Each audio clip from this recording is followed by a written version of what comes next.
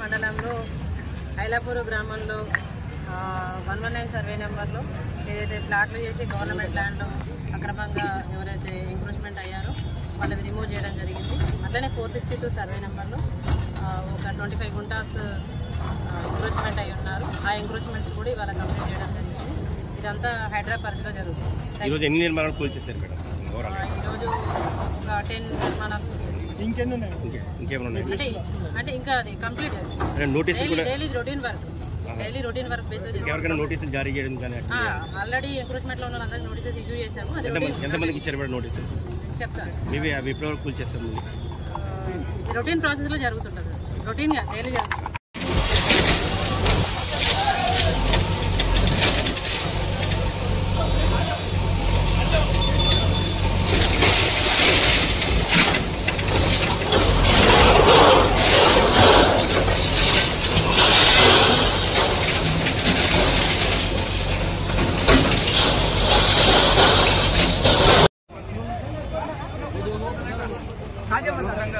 కాసేపు